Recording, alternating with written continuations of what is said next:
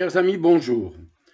Cela fait déjà le quatrième dimanche que nous sommes privés de nos lieux de culte et que nous ne pouvons chaque dimanche nous retrouver pour célébrer la gloire de notre Dieu.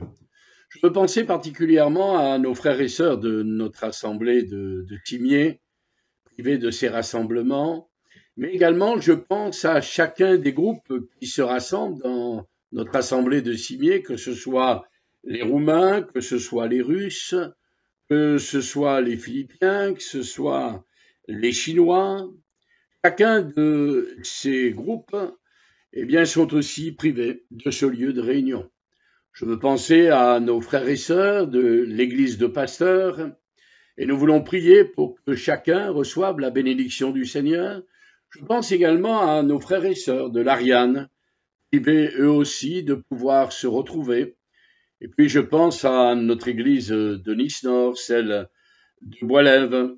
Je veux penser eh bien, à chacun de ces frères et sœurs privés, ainsi que notre assemblée de Nice-Ouest, où là aussi eh bien, nous ne nous réunissons plus, où là aussi les différents groupes comme les Roumains ou les Capverdiens n'ont plus de réunion.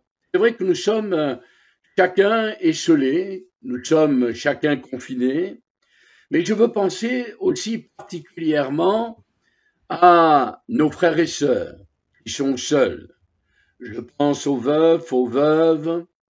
Je pense aux pasteurs qui sont seuls, particulièrement notre frère Monsieur Marchioni, notre frère Monsieur Lust.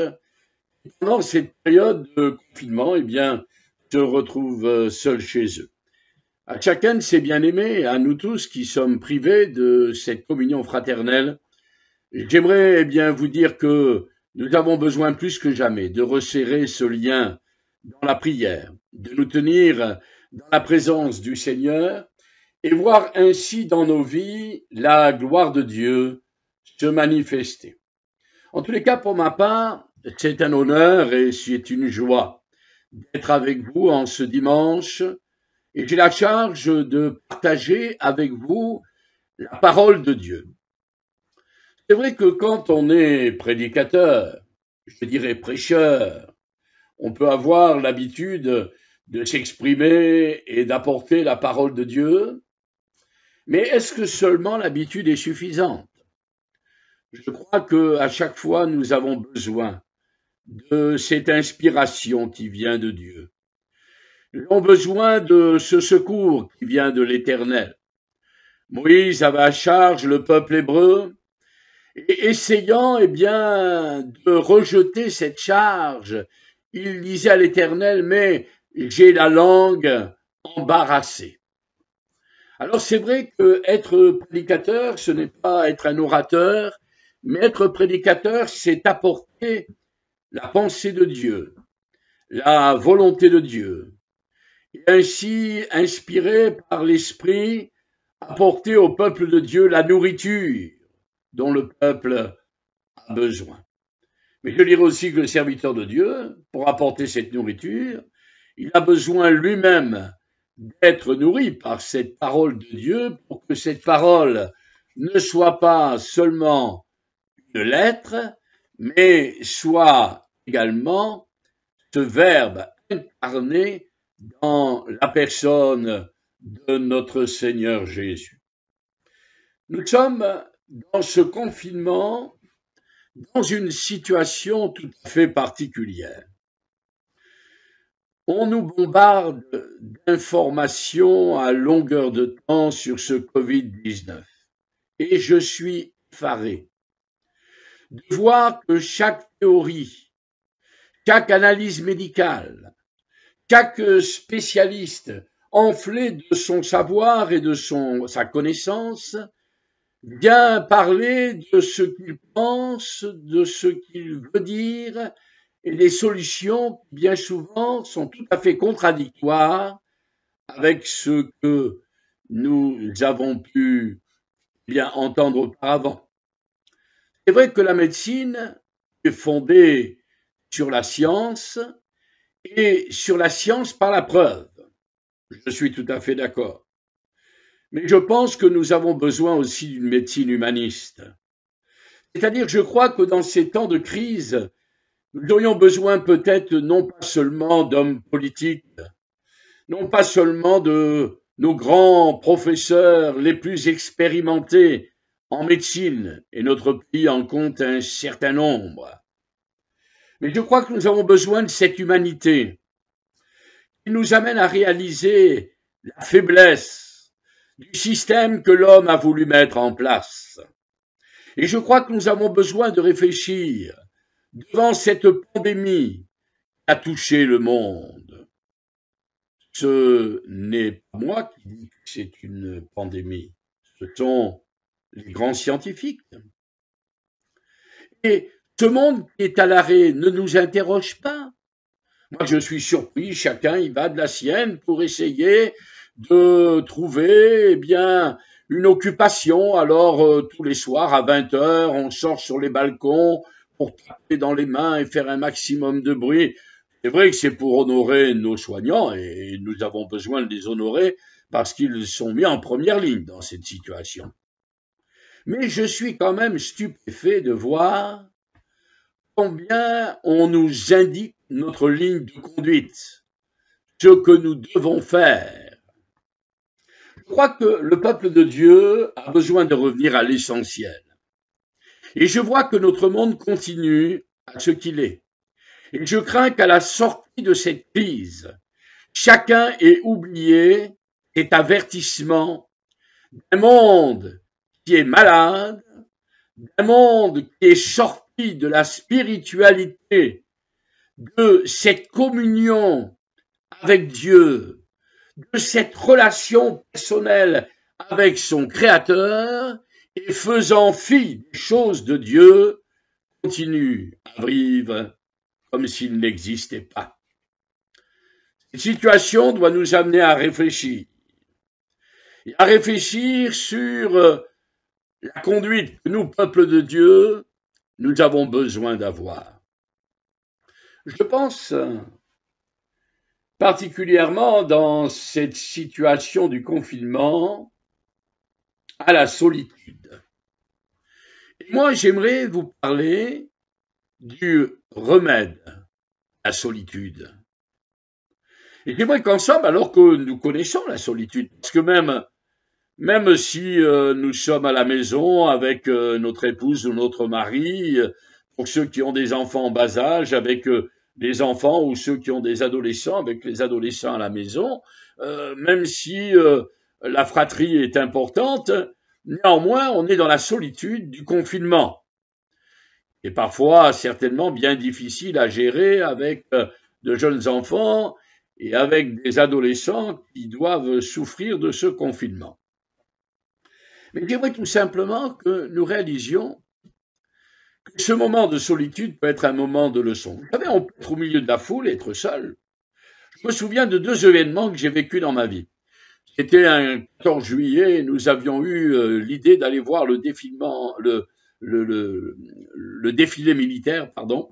Et donc, nous étions sur les Champs-Élysées, nous avions réussi à aller jusqu'à la place de l'Étoile, et tout contents, nous étions derrière les barrières et derrière les chars qui nous crachaient, eh bien, tout leur pot d'échappement, et nous attendions le départ de cette cérémonie.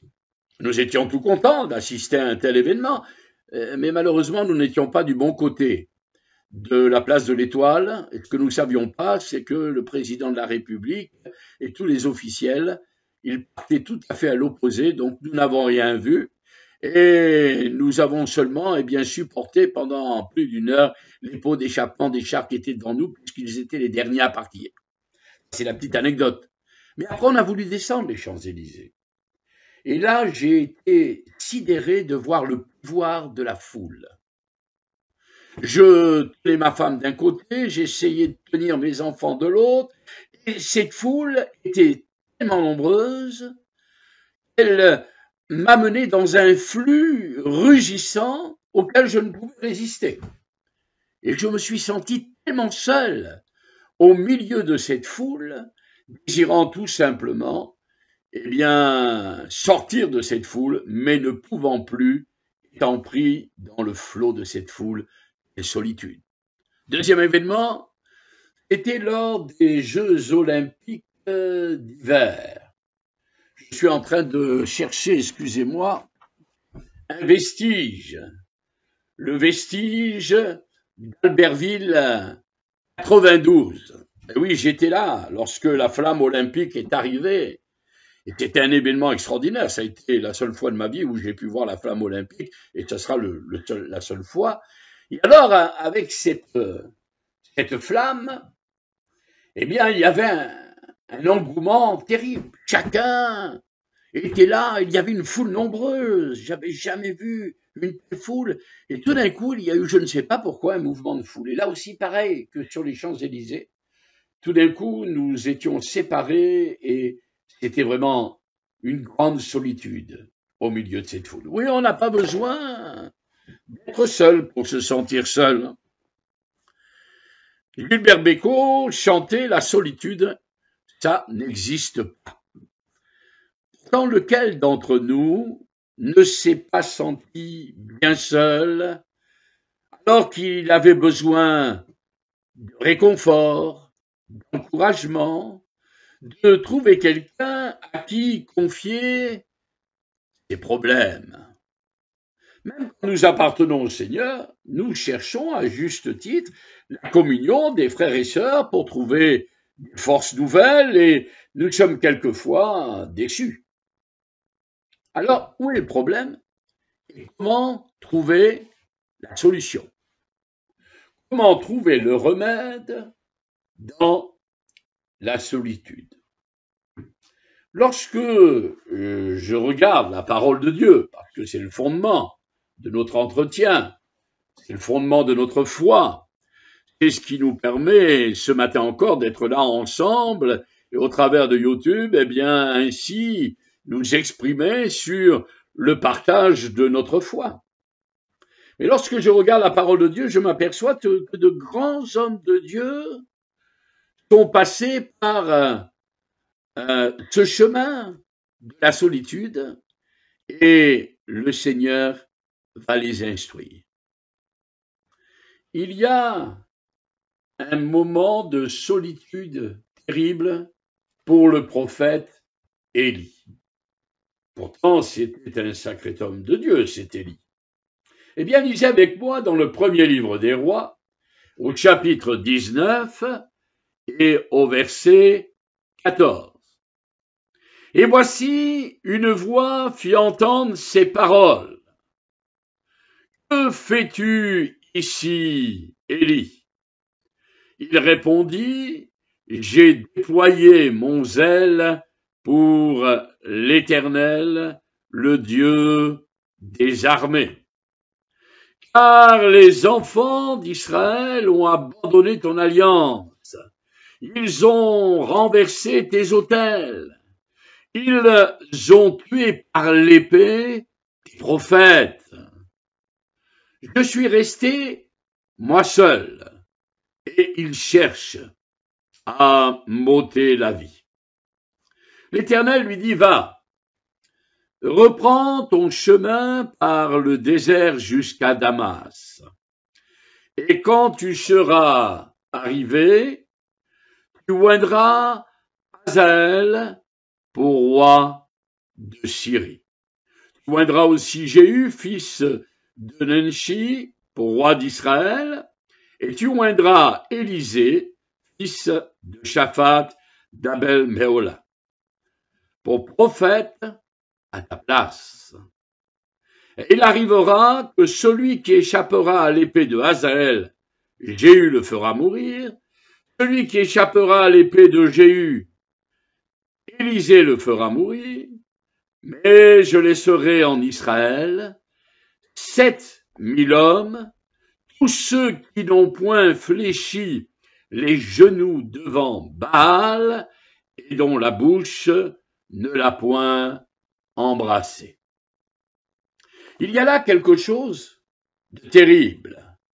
Élie se sent seul, abandonné de tous, incompris dans la difficulté, dans la souffrance.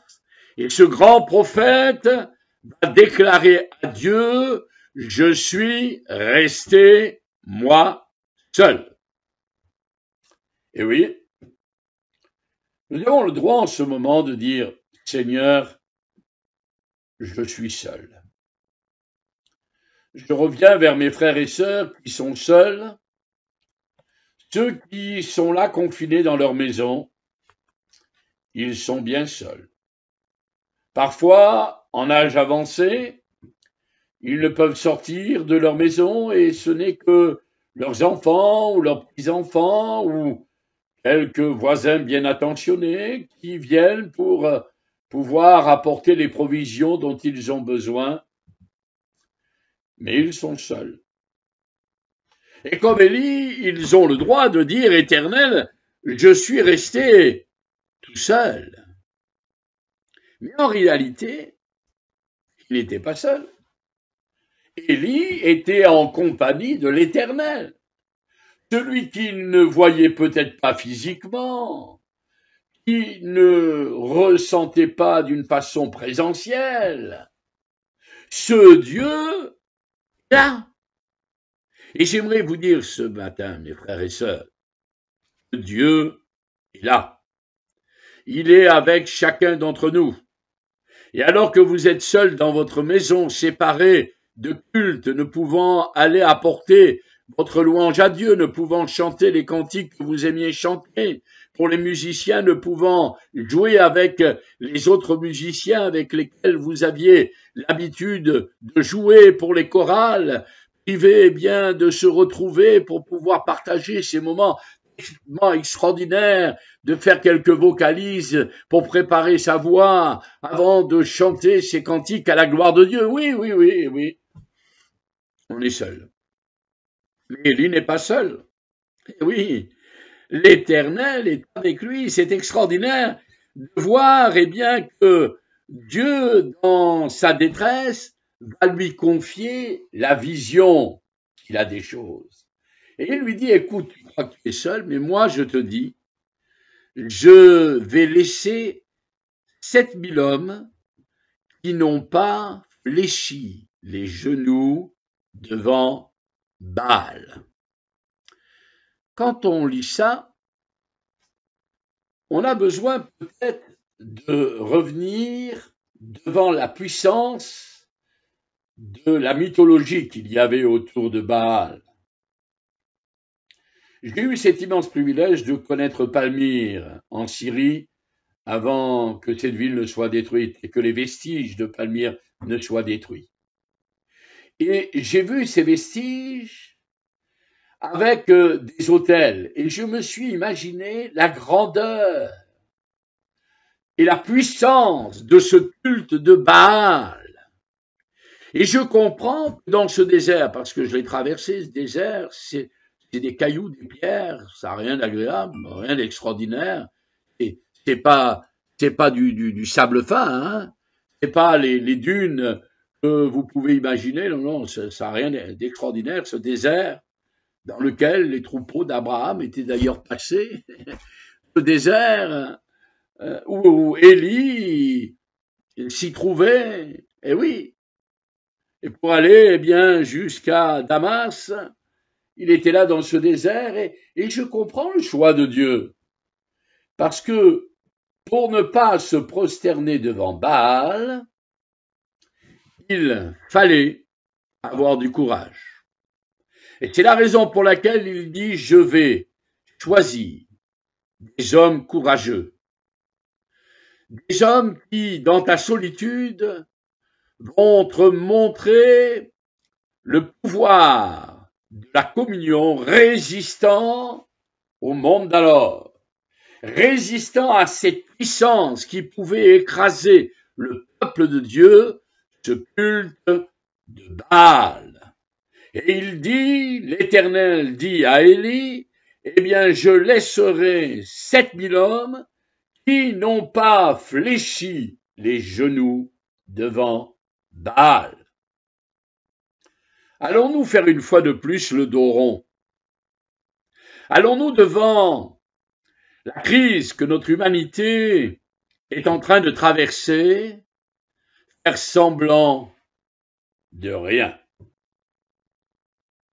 Je pense que cet instant, s'il ne l'est pas pour le peuple païen et pour ceux qui ne veulent pas de Dieu, pour nous chrétiens, est un signe très clair de notre Seigneur, qui nous dit: lorsque vous verrez ces choses, alors relevez la tête, parce que le jour de votre délivrance est proche.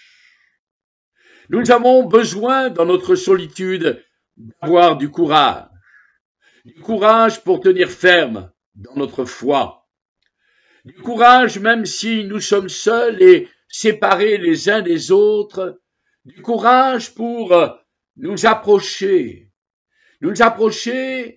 de ceux qui sont dans la difficulté, venir à leur secours. Nous avons besoin de courage pour prendre position devant un monde insouciant, devant un monde politique qui ne veut pas entendre parler de Dieu. Notre pays est un pays laïque, la laïcité prône avant toute chose. Je pense que nous avons besoin du courage pour nous lever et sortir de notre solitude pour proclamer la souveraineté de notre Seigneur et dire que notre monde malade a besoin de fléchir le genou devant Dieu et de revenir vers ce Seigneur en s'humiliant réellement et réalisant que la solution peut venir de celui qui est le Créateur de toutes choses. La vérité, c'est que la parole de Dieu nous affirme que si quelqu'un vit loin de Dieu sans être réconcilié avec Dieu, et le chemin de la réconciliation, il n'y en a pas plusieurs. Jésus dit: je suis le chemin, la vérité et la vie. Il n'y a pas plusieurs. Je suis le seul intercesseur entre le Père, Dieu, et les hommes. Et tout ce que vous demanderez avec foi en mon nom, dit Jésus, croyez que vous l'avez reçu. Nous avons besoin de réaliser que si nous avons une communion personnelle avec Dieu, alors le Seigneur viendra nous secourir, il viendra nous relever, et nous avons besoin de repentance. Jésus vient faire sa demeure dans notre cœur. Il ôte nos péchés si réellement nous nous repentons. Nous avons besoin de cette repentance, de cette conversion. Nous avons besoin de réaliser que nous sommes loin de Dieu et que le jugement de Dieu s'abat sur les hommes parce qu'ils ne veulent s'approcher du Seigneur. Oui, dans notre solitude, eh bien, nous pouvons avoir une communion réelle, une communion vivante, et nous pouvons résister au diable. Dieu dit à Élie: je vais choisir 7000 hommes qui ont su résister. Et puis pourquoi nous pouvons résister dans notre solitude? Eh bien, parce que tout simplement, chers amis, eh bien, Jésus nous a montré le chemin de la solitude. Lorsque Jésus mourait sur la croix, il a pu s'écrier: mon Dieu, pourquoi m'as-tu abandonné? La solitude de Jésus face à la mort. Ce fut, je dirais, le moment le plus tragique pour notre Sauveur. Les ténèbres ont envahi immédiatement Golgotha et Jésus se trouvait avec ses souffrances bien seul, sans secours divin, sans aucun secours humain. Encore faut-il qu'il s'occupe de ces pauvres hommes brigands qui étaient en train de mourir avec lui sur la croix, et un qui lui disait: souviens-toi de moi lorsque tu seras dans ton règne, et Jésus de lui dire: aujourd'hui tu seras avec moi dans le paradis. Oui, les ténèbres ont envahi Golgotha. Jésus se trouve seul dans ses souffrances, bien seul, sans secours divin, sans aucun secours humain. Quel affreux moment de souffrance, non seulement souffrance physique, mais surtout morale, spirituelle. Oui, la solitude amène des souffrances morales, des souffrances spirituelles, et parfois, elle se décline par des souffrances physiques. Pour un temps, Dieu l'avait réellement abandonné. Dieu ne pouvait pas supporter de regarder les péchés de l'humanité, et dans le Christ, eh bien, voici que maintenant Jésus s'est chargé de ses péchés. Dans cet abandon momentané, prévu, voulu par Dieu, eh bien, il y avait une intention charitable de notre Sauveur. Volontairement, en acceptant la croix, le Christ acceptait de porter nos péchés, mais aussi toutes nos souffrances. Et parmi ce temps de solitude, Jésus accepte de porter notre solitude. Parmi les douleurs humaines, il y a cette solitude qui tient une grande place. Car dans la création de l'homme, eh bien, il nous est dit que Dieu, voyant Adam tout seul, ce qu'il a déclaré au chapitre 2 et au verset 18 du livre de la Genèse, Dieu a dit, il n'est pas bon que l'homme soit seul. Oui, Dieu voit votre solitude. Dans votre confinement, Dieu vous dit, il n'est pas bon que l'homme soit seul. Alors je ne vais pas arriver à ma conclusion. Vous savez, je me méfie toujours des prédicateurs lorsqu'ils disent « j'en arrive à ma conclusion », parce que soit qu'ils se perdent en essayant de redire ce qu'ils ont dit auparavant, et parfois ils se contredisent dans leurs conclusions, ou alors leur conclusion, eh bien, n'en finit plus et on attend la conclusion de la conclusion avec impatience. Donc je ne vais pas conclure. Non. Vous savez, comme les feuilletons, on arrête toujours au bon moment où on a envie d'entendre encore quelque chose. Eh bien, je vais faire pareil. Voilà, je vais m'arrêter là et je vais vous donner rendez-vous mercredi prochain. Voilà, mercredi, vous aurez la suite de ce partage que j'ai avec vous, le remède à la solitude. Donc, si vous êtes seul, eh bien, vous resterez seul jusqu'à mercredi. Je vous donne rendez-vous mercredi pour la suite de cette prédication. Je vous remercie. Que le Seigneur vous bénisse, qu'il vous comble de ses bienfaits et que dans ces moments de confinement, nous puissions nous tenir dans la prière, priant les uns pour les autres. Et j'insiste encore, pensez à nos frères et sœurs seuls. Pensez à nos aînés dans les maisons de retraite qui n'ont plus aucune visite. Pensez à eux, ils sont confinés dans leur chambre. Pensez à des personnes qui souffrent encore plus que vous. Que le Seigneur vous bénisse.